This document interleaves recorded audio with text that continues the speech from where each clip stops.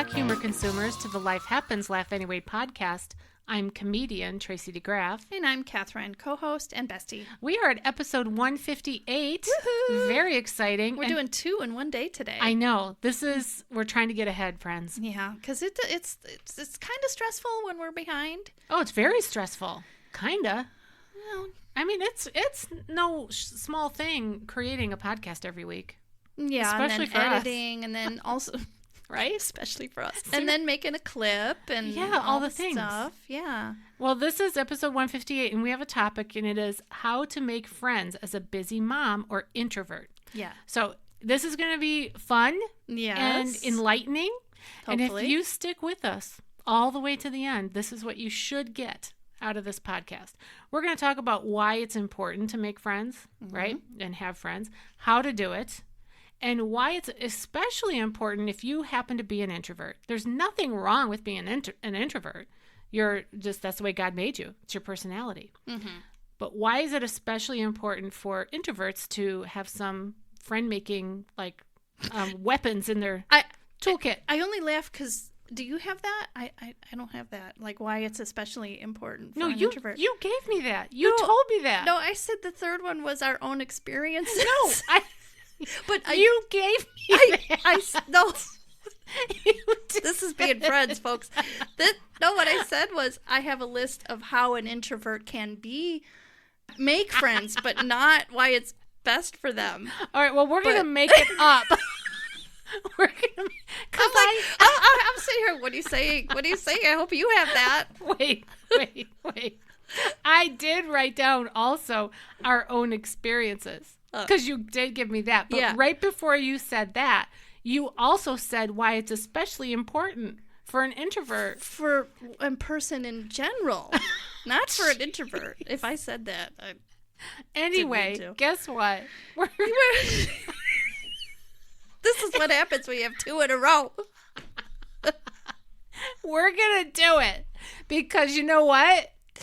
What? We have to... We gotta follow through on our word. We just prayed before this. We did. And one of the things that I had said was, I just hope our words are encouraging and we build one another up. And so And we hopefully do. you can see we're just 2 goofballs. And we're just trying to make it here and put content out. We're Right? doing great. Hey, our podcast grew by almost 60% last year. I know. Pat. I'm That's patting in myself 1 on the year. back. Pat you. I know. And thank you, listeners. I mean, you're still here, maybe. And guess what? I got to talk about our sponsors for just a second before we go on. We always open the show with welcome back, humor consumers, right? Yeah. But we also have humor contributors. Yes, we do. We have people that have crossed over from consumer to contributor. And all you have to do that is go to our Patreon. We have a Patreon page. And you just give us... believe it? I know. We know what that is. And we have one. You give us $5 a month and we'll give you nothing. 0 things. Our appreciation. I know, it does seem like that. Like, what do we give? We Let's give say of their ourselves. names. I have Okay, their names. say them. Say the names. Okay, and I hope I'm not missing anyone. I don't even know where I got this list, Well, but just- here it is. Just read it off. Okay, we have Wendy. That's it. I'm just going to say it. Go ahead. Okay, Kim and Jackie, Beverly, Jessica, Katie, Colleen, Ursula, Nancy, Kenny. Yay. That's my poo. Karen, Janine, Muffin, Dar, Courtney, Joan, Gail, Carla, Linda, and Claudia. That's it. I love it. All Yes. of those wonderful people, our humor contributors, have helped us to purchase new microphones. They help us to pay for the platform and, just kind of keep this podcast going. So if you want to cross over and join that list, all you got to do is go to our website. Please. Go to tracydegraff.com or comedythatsaves.com or just go to Patreon and put in Life Happens, Laugh Anyway. Yes. Ta-da. Ta-da. I was All right. right. All right, Catherine, what say you? Episode 158, How to Make Friends. Go ahead. What you got I over get there like on your piece of paper? stage fright when it's like The I don't know what it spotlight is. is on. It's like stage fright. It's like I better come up with whatever. And then I have to focus. I got to take my glasses off to see my work. Okay. Anyway, Just say what you... here's why friends are important. for your mental well-being. Yes. You yes. can even be more successful in your career. Did you know that? Well, of course, duh. Well, I didn't know that. Well, look at us. Oh my gosh. Please don't. Not me, anyway.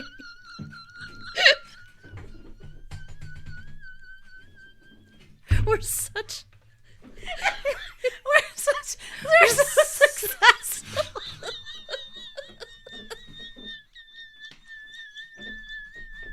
That's why we're here. Oh my gosh, my stomach hurts. Oh. Stop. Okay. Stop. Okay. I think I pulled a muscle. I've hurt my neck. Ow! It hurts. Okay. Okay. This is not on the list, but laughter. Hello. Oh my gosh, I'm gonna die. Oh my gosh. Okay. Now, you just said you're going to die, but actually having me as your friend reduces your mortality. Oh boy, Tracy. Thank you. Okay. We need them for in emergencies. Yes. Um, Like the time when you had chest pain and we decided to call the rib doctor.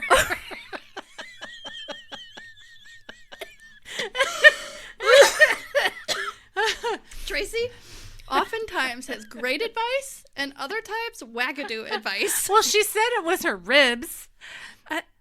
I said, call the, Here's the what do thing, they though. call them on osteo something? The Orthopedic. doctor. That's it, not osteo. You're like, I'm like, why would I Orthopedic. call Call Dr. him. Lee? Why not? It's so, ribs. but It's a here's, bone. Here's the thing that's funny, or than that, is that I listen You to did you. it. I know.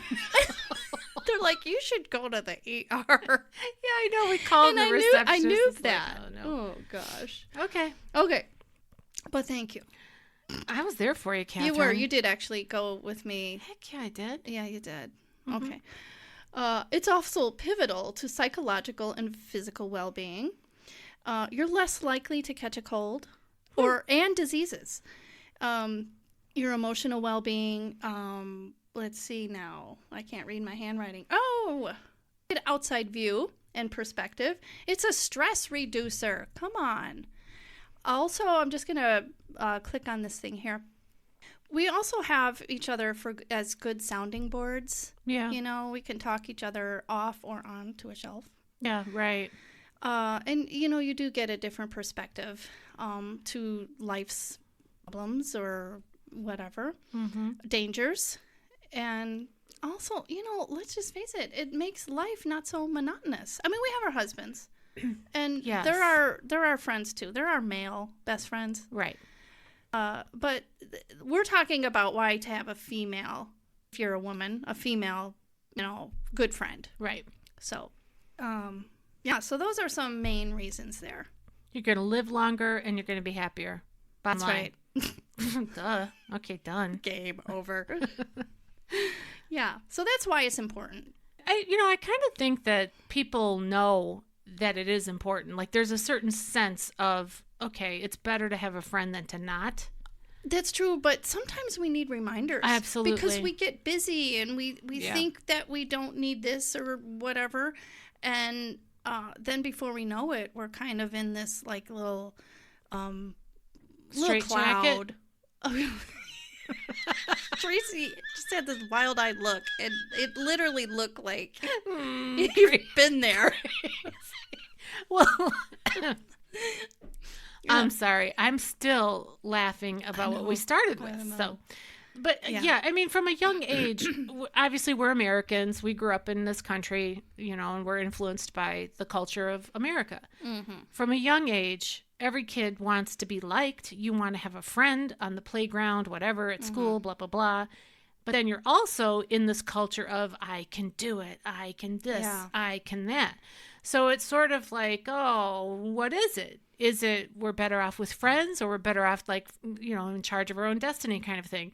It's really not if, you know, one or the other. It's both.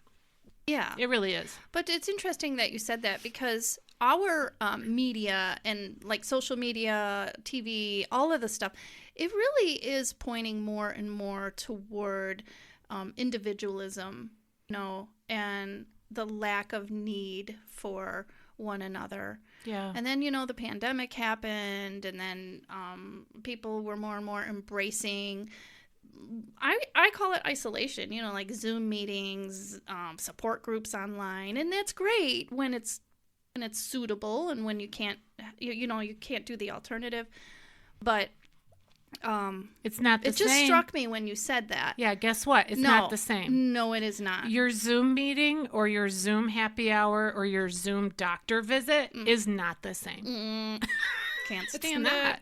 Right. And all right. There's also something to a handshake, too, where we're doing the elbow bump and the fist bump thing. And I just kind of, it's my opinion, I kind of cringe at that. But well, whatever. And as women of faith, we believe that we're created by, guess who? God, the creator. And we were created with a purpose for, guess what? Connection. That's right. Connection with God and connection with others. That's the way we're wired. It is. We're created that way. Right.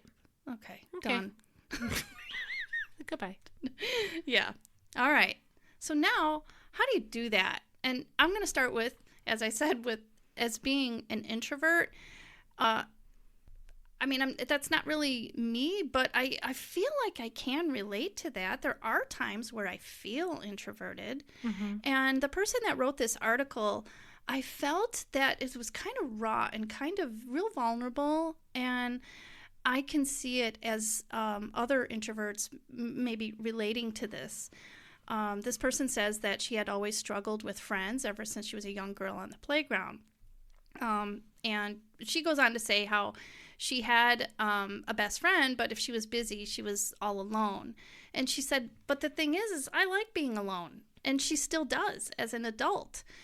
But she says that as a new mom, she felt really alone, like too alone. So when she says being isolated and lonely when you're sleep deprived and trying to raise a child is not the best plan for your mental health, as we pointed out. And so she says as an introvert, she had to push herself out of her comfort zone and purposely find new mom friends. I would add to this that I don't think it has to be a mom friend either, but her point is that you can connect about, that you're sharing similar lives and circumstances and things like that. But she says it's not easy when you're an introvert. She says that small talk is her nemesis, that she hates it, and most introverts do. And I like that she points out, she says, it seems so shallow and not worth my time. I had to do it, almost like taking medicine. What's this woman's name in the article? I just want to quote the article so we can... I was going to do that, but the website is coffeeandcarpool.com. Okay, so it's probably a blog or vlog. Oh, it is a blog, but I felt like it was... So I looked at articles from magazines and Healthline, type magazines, but I felt like this article spoke to me the most because it makes sense.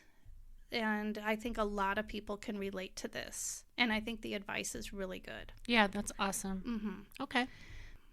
So I left off where she says that she had to really make a real effort because she is not an extrovert. And she goes on to say that if you're outgoing extrovert, you're already doing the stuff that she's going to advise. And she says, in fact, you're probably not even reading this. And making friends everywhere you go is easy for you. She says for her, finding friends is one of the hardest things to do, and especially to keep them. It's scary and it's uncomfortable. Her first bit of advice to finding new friends is look to your neighbors first. I think that's a great idea. And she points out it's close proximity, first of all. Lowest hanging fruit. Exactly. That's what it is. Exactly. And you can have spontaneous get-togethers more frequent, and it's just simpler to do that. And she says, how do you do that? Well, just be outside more and just kind of linger. Yes. Tracy. Like what? Before we started the episode, Tracy and I were talking about how when we first saw each other, and she has her comment about me wearing a bikini that she saw from her window. I was outside. Oh, I thought you said from your window. I was outside and you were outside. Okay. You were in public. Outside. My backyard is not public. We had 2.5 acres, folks, listeners. Well, I was right there looking at you. All around. Oh, she wears a bikini out in public. Oh my gosh, she's one of those. I was like all the time, because I was outside all the time. Where is she in her overalls?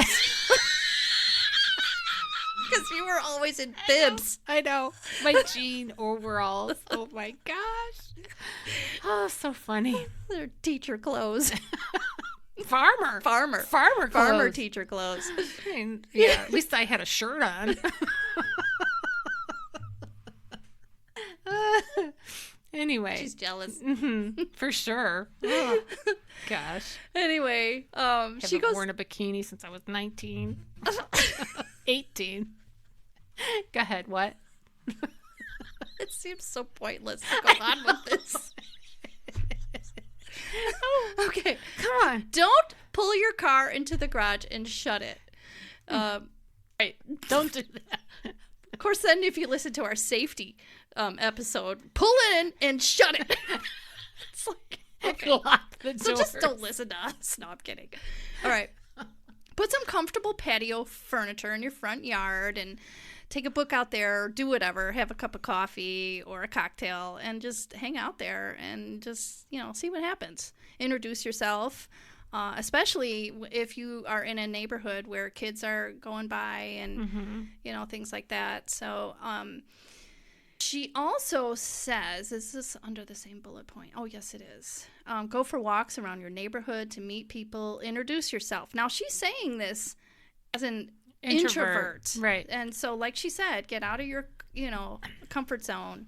One of the other things that I don't know if she mentions this in the article, but I'll mention it and then we'll see where it goes. But I think that from the inside, our inner talk has to be positive. Yes. So if you're introverted and it's painful for you to reach out to someone, we need to first have the conversation with ourselves to say that friendship is valuable and it's worth the effort. Yeah. I'm a value to someone. Mm-hmm. Someone else is a value to me. Mm-hmm. So it's going to be worth the effort. And also, we have to be comfortable with rejection, because not that somebody wouldn't want to be our friend necessarily, but what if the timing is just totally off? Right. What if they can't juggle one more thing and they can't come over for coffee or meet you for whatever, right? Yeah, or they just don't know how. So we cannot take rejection personally. Exactly. Right? Yeah. We have to be comfortable with it. And I can tell you this from experience as a comedian. You have got to get real cozy with rejection. It's got to be like, oh yeah, bring it on. Are you cozy with rejection though? No. But yeah. But what you have to do is you have to separate the two from your personal emotions. You know what I mean? You have to recognize that rejection may not necessarily be forever. It may be a no for now, but maybe it'll be a yes down the road. Yeah, and it could be God's timing. I always say it's not always rejection, but protection. Yeah. So. Give it that way. But I feel like when we're looking to nurture relationships and build new friendships, right? So there's a certain amount of effort that has to go into it. Well, you've got to be willing to put in the effort. Yeah, you got to be vulnerable sometimes. So that's what I mean is that you've got to be willing to say, okay, I'm going to put out this effort even if I don't get it in return. And then just keep sowing the seeds of your garden to nurture, water. Oh, gosh. I'm laughing because I thought of when you were real vulnerable this one time and you tooted and you were like, oh, our level of friendship just went up. Oh, when I farted? Yeah. Great. Now we're talking about Tracy's farts. Yeah. We remember that? Well, I remember when we were doing crafts in your basement yeah. and it would get to be late and I would be like, I got gas. And you probably were holding it for quite a while, and then it was just all out. Thanks for bringing that up. Sure, Appreciate it. Good friends are for. Oh, gosh. Edit that out, will you? All right, what else? You stick to the outline. Yes, ma'am. Go ahead. Yeah, let's go on to the next one.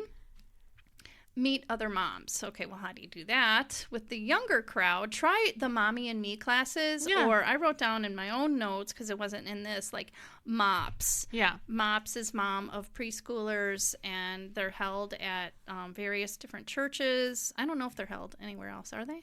I don't think so, but I mean, I think that if you look for like what are the things that you're into, you have preschoolers. We'll look for other moms of preschoolers. Yeah, and church is a great place to connect. Yeah, that's what people. I put down too. She does mention that later on, but I remember joining a Bible study like really early on. I didn't know anything about the Bible. I didn't even know there were chapters or anything like that. And you had invited me to some. And at that time, I was open to it, but I wasn't ready to go. And then a coworker said that she was going to one at the exact church that you were going to. I did meet some friends through there. And it was just a great place. I was really young at the time. But another place, too, that I met some pretty good friends was when my daughter was in Girl Scouts. And I got to know the moms that way. Yeah. So, and this pertains to people who are busy too, and full-time, working moms, because you just, as the kids grow, you're just interacting. Yeah. Whether you can join the PTA or not, these are just all avenues, and busy moms can do this as well. Not necessarily the PTA, but you could still get plugged in. Well, you can do play dates. Yeah. We did a lot of that when my kids were growing up. And some of the moms you might click with right away, and others you might be like, I'll be your friend from afar. Oh, for sure. Right. And that's a good thing, though, that you can filter out that way, because... A couple of other things that just came to my mind. One is pickleball. We have to do an episode on pickleball because it's like becoming a phenomenon. Oh, it already is, yeah. All right, you can join if you like pickleball, or even if you think you might like it, because it's sort of like a combination of wiffle ball and ping pong and other stuff, whatever. If you think you can do it, or just join some kind of a pickleball situation, a league or a pickleball night or whatever. You can be a single person and go in, and they rotate. So, like, in the pickleball community, people are always looking for other people to play pickleball with. Yeah, they and are. You can make friends. I mean, when we went to Florida just, last week, my husband and his brother and his cousins, they all wanted to play pickleball. Well, they went to the pickleball court, and there was a couple over there from a whole nother area, never met them. They wanted to play too, and so you just rotate in. Yeah. And before you know it, they're there playing pickleball for 2 hours, and they get to know these people, and they had a lot of stuff in common. And yeah, and it's kind of a safe way to do it too. You're not just both sitting there twiddling your thumbs. You're doing something, and then kind of making some comments and such in between. And you're getting exercise. Yeah, right. So I think pickleball is a great way to make friends and also achieve other things like your movement goals. Another area of making friends would be to volunteer. So, like, we have a local food pantry here in Peatone. It's called Helping Hands. If you volunteer there, you can go and meet people and connect and talk, and you're maybe loading up groceries in people's cars or whatever. That's right. And one might be thinking, well, if I'm working, I can't do that. But there are certain things that can take place in the evening. There's evening Bible studies. There's evening activities as well. Bake sale stuff, because let's face it, I mean, most people are working, women, I mean, so there are these in the evening type things as well. The other thing that you can do is start your own. That's on here. That would fit your own schedule. The prayer group that we're in. I was going to mention that too. I started that, like 12 years ago, or whatever it was, out of my own need for prayer. And I just grabbed one or two other people and said, this is when I can do it. This is what we're going to do. Would you join me? And I've been doing it for well over a decade now.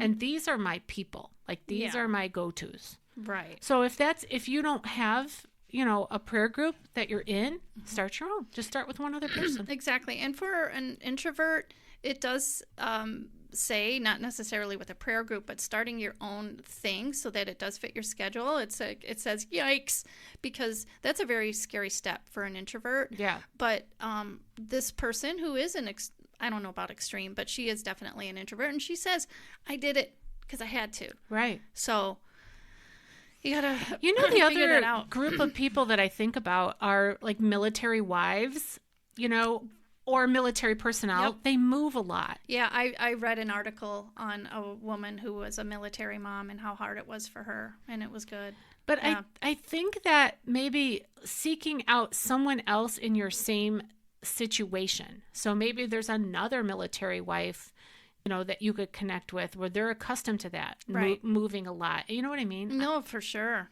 Yeah. And, you can make strong bonds in a short amount of time. That is possible. So especially if you're sharing some sort of affinity. When I used to work in small group with my church, we talked about affinity groups, creating groups within the larger group. So you've got the church as a large group, but then you try to find connections within the church of people who have things in common, calling it an affinity.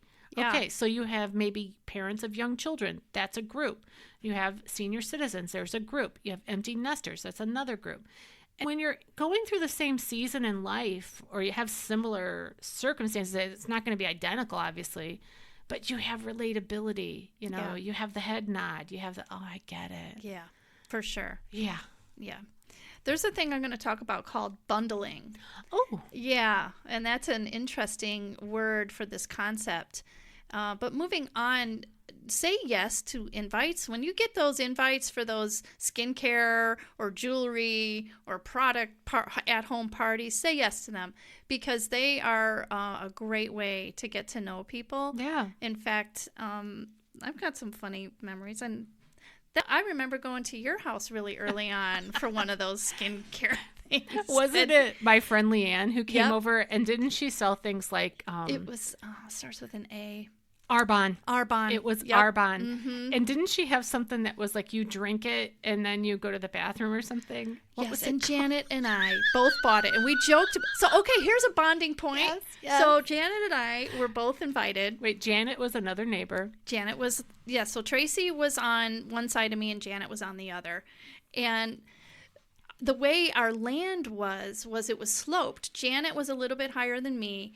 Then I was in the middle, and then the land sloped a little bit lower to where you were. And we had a ditch between it. And Janet and I joked about, because we had septic and sewer. Yeah. And then the concept of this drink was it's going to flush you out. Yes. So Janet and I bonded over jokes about her drinking her stuff, and I'll know it. Because it'll come your way. At the time, the water did smell bad, like when they were brand new and built their house. Anyway, so that was a bonding experience. It was very funny. Yes. Okay, so that's a great advice. Little tip there, though, is to say yes to these little parties or things that people invite you to. Yes. Yeah. Sorry. Meet your kids' friends' moms. Yeah. And that's a great way to get to know them. If you like the kid, chances are you might like the mom. So, and then, or you can just rule them out, right. Move on. Sign your kids up for sports teams and park and rec classes. I met people that way, and we did have, long, good relationships with people through sports. And you know what? If your kids are gone like ours are, you can still do it. You can sign up for things through your local park district that are just for adults. Oh, yeah. Our park district right here, like they play bingo every so often, and they do little bus trips to different places. Just go on these things. Yeah, I was reading about that. Offer to carpool. So carpool, you're in a small space there, and cars are always a great place for conversation. I used to like to trap my kids in there and give them a ride here and there so that we could talk. Yeah. But it becomes more than, you're not just saying hi and bye to someone. You're actually in the car, as I said, and you get to know each other better in those car rides. Okay, a lot of different things that I read said use social media to help you. I'm not sure if it's this article or another one I read. She said that somebody actually posted, I am lonely and I'm looking for a friend. Yeah, I've seen things like that. Yeah, and so use those resources. Oh, it is this one. She says, I need a friend. I have a toddler this age, and we live near this part of town. Does anyone want to meet at the park for coffee? That's what the person said. So hopefully they're not a serial killer. She put herself out there. And yeah, I guess there's other ways too that you can use the social media. There are support groups, there's friend groups, there's prayer groups, moms helping moms, things like that, that you can get plugged into. I think that a lot of it just stems from intention. Yeah, right? Like be intentional. To be intentional of reaching out and be okay with the process. Yeah. You know? Mm-hmm. Like you have to just be okay with, well, it might take a while. Yeah, I think that's key too, is to understand that and kind of realize that before going into it. Also, about the social media, that's an easier way to filter as well. You can distance Swipe yourself left. from people. Yeah. Unfriend. It's, I mean, you know. But, and it's funny because at the end of this article, not funny, but it says we can always learn that you need to be a friend. Absolutely do. I always say it. Why be a friend to make a friend. Yeah, exactly. Yeah. I always told my girls that, even my son. Yeah. I think that obviously for us, because we're women of faith, I mean, we believe in Christ. And if you place your your faith in Jesus and you really depend on him, like he's your best friend, he's your most loyal, you know you can count on him, right? He's never going to leave and all of that. You can just ask him, bring me a friend. Yeah. Bring me a friend. I can remember my cousin Christy specifically praying for that. Yeah. And wow, and it was a long time. It might have been a couple decades ago now. And he did do that. Yeah. And it was really amazing to watch because, as I said, she specifically asked God to do that. Yeah, and even you had shared with me that when you first moved out to the country, you were like, there's nobody out here. I said to my mom, I said, there's nobody here. My mom said, come. Yeah. And then, yes, you came. And so let's just kind of segue into our own stories and how we became friends. Well, I moved in next door to you, and I was irresistible in my overalls, and you in your bikini. Right. And we had I had my three youngest children were the same ages about of your three children. And then, of course, I had my older two as well. I was completely overwhelmed with motherhood at the time, but we met, and you're very kind, very friendly, very, who wouldn't want Catherine as a friend? Oh. Seriously. Well, besides a bikini, but whatever. Go ahead. I would add to that we just started walking. Yes, we did. We started walking and talking, and I don't even really remember how that began, but I think we both needed out, and our neighborhood was just convenient in that you could just go back and forth. We were kind of like this cutout space in between farmland, and we talked. Then we started. Well, and our kids played with one another, so we had that kind of communication. But then we also would, if the kids wanted to go sledding, we'd say, oh, let's just hop in the car together, and we'll take them together. And then you and I would just sit in the car, nice and toasty warm, while they went sledding. Well, somebody had to watch the hot chocolate, Catherine. Gosh, you can't just set it outside. It'll get cold. Yeah, and then like when the kids had, I think Ellis and Caleb, they went to the same orthodontist. Their appointments were at the same time, and the intention was for one of us to take them at the same time, but sometimes we'd go together. Oh gosh, yes we did. Because misery loves company. Yeah, that's right. Because why do these chores by ourselves when we can do it together? Yeah, right. Yeah. And then I really think that our friendship solidified under our grateful list and all of that, because we continued with the walking, and I don't know how long it was that we walked and all that, but we just continued with that. And then I was going through a lot of stress, you were going through a lot of stress, and we talked about sharing a gratitude list, just to find something to be grateful for out of this stress. Right. And that was many years ago.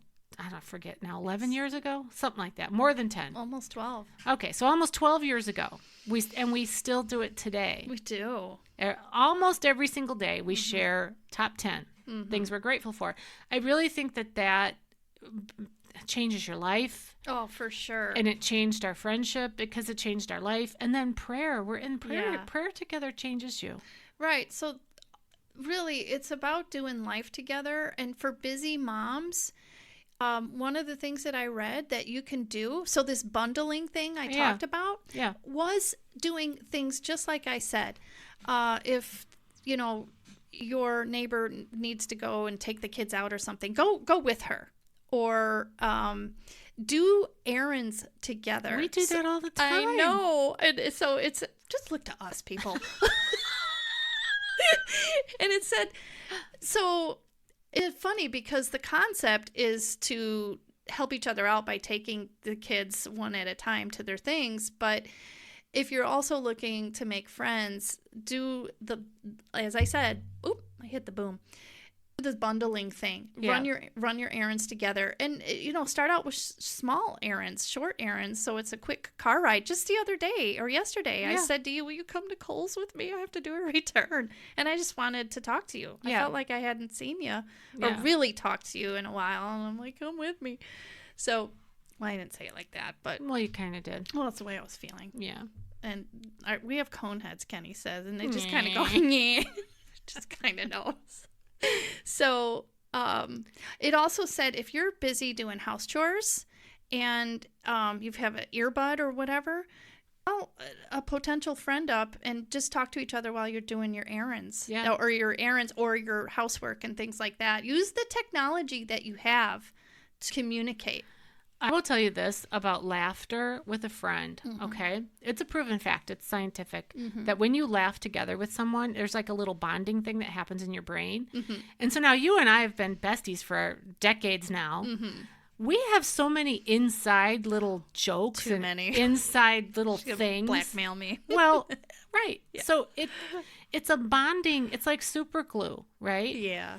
And so I would encourage anybody who's listening to me right now to invite somebody to go on a road trip with you. Yeah. See if you can carve out, even if it's just a day trip, but drive somewhere. If you can drive somewhere for 2 hours, right? And then spend 2 hours there and then drive 2 hours back.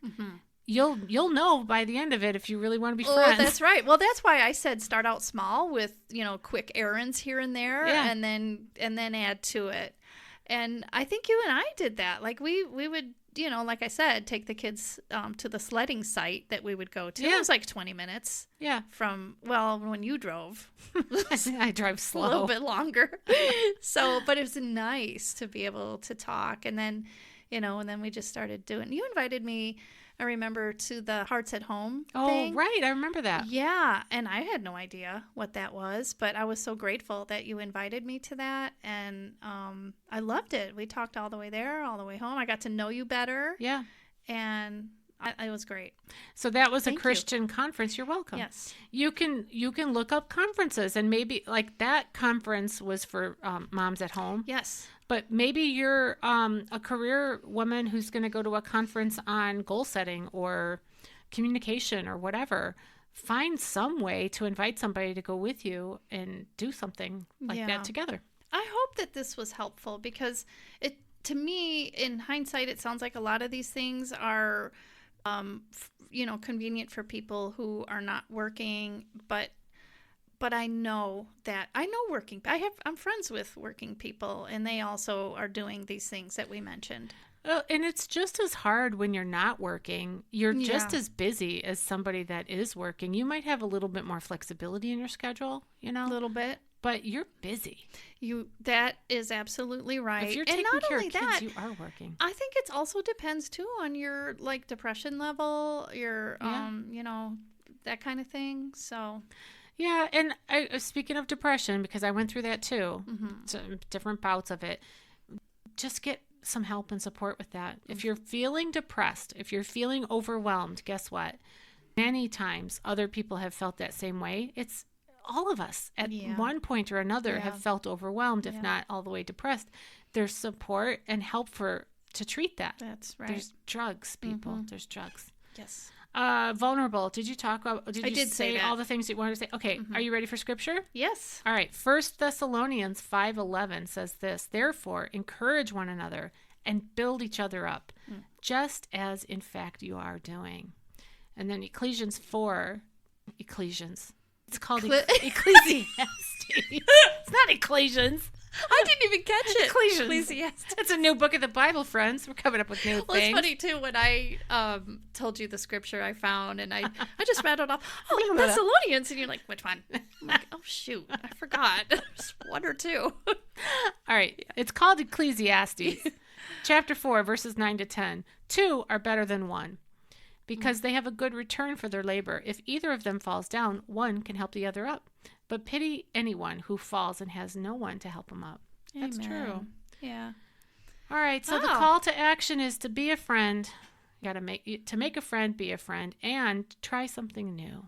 Just try something new. Something new that's out of your comfort zone. Yeah. Because, the blessings that may come just be an overwhelming sense of joy. Yeah.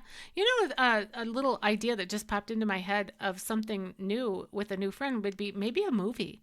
Because a movie, you got the movie to distract you, right? Yeah. And then you can talk about the movie on the way home. Yeah. Type thing. That's true. Go see a funny one. Yeah. And if there isn't a funny one, then just one you could talk about. There you go. All right. Well, you've been listening to the Life Happens, Laugh Anyway podcast. I'm still comedian Tracy DeGraff. I'm still Catherine. See you next. Bye.